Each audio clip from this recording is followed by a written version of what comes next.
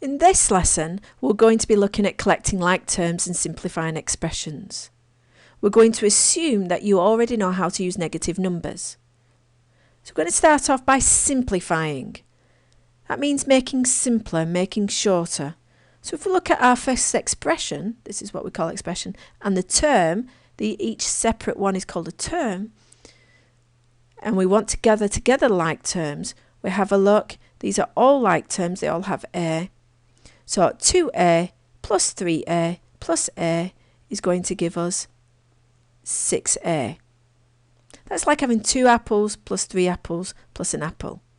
We get 6 apples altogether. We would never say that we get apple 6. That's why we never put the letter in front of the number. Okay. So let's get rid of that.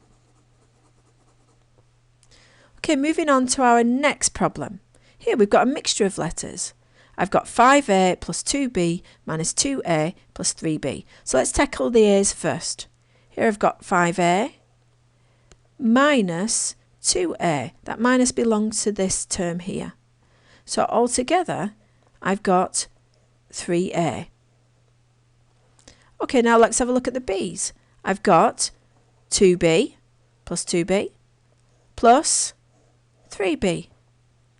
That gives us 5b. So plus 5b. Now be aware that you can't gather together the 3a and the 5b to make 8ab.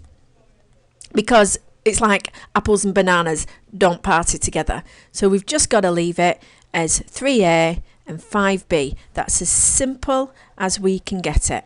So it's been simplified. Okay, let's get on with our next type of question.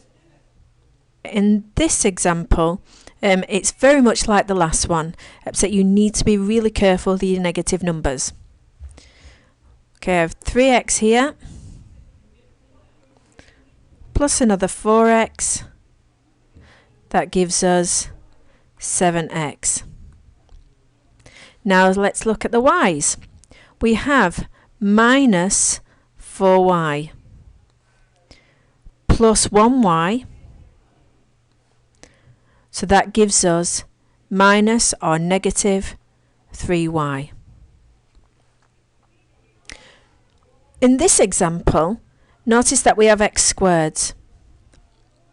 If you have x squareds and x's, the x squareds are like having a completely separate letter to the x's. So again, if we start off looking at the x squareds, I've got 1x squared plus 2x squared.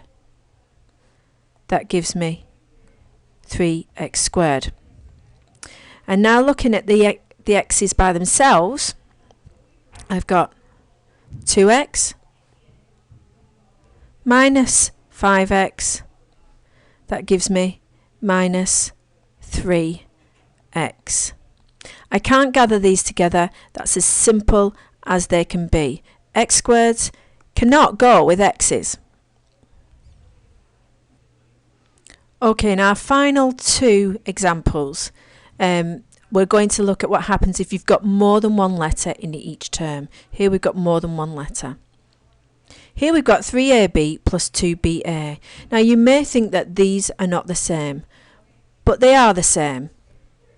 It's just that they're multiplied in a different order, the b and the a. So here my answer is going to be 5ab, because in maths we consider it good practice to put them in alphabetical order. In our very final example, which looks very complex, it's actually not as difficult as what it looks. Here we've got x squared y. Now that's not the same as this one where we've got xy squared. So we need to look to see if we've got any more x squared y's.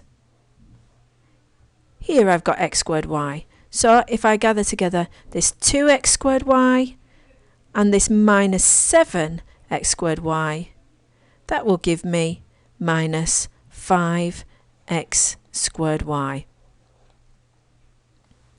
Here we've got xy squared.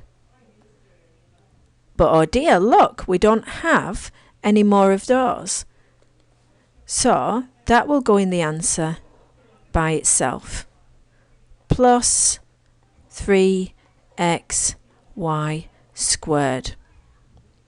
And then finally, last but not least, we've got our little minus xy here, minus xy, because we don't have anything to gather that with. And there we have the answer. We've got minus 5x squared y plus 3xy squared minus xy. That cannot be made any simpler. That's as simple as it can be. That ends our lesson in collecting like terms and simplifying expressions. In our next lesson, we'll be looking at expanding single brackets.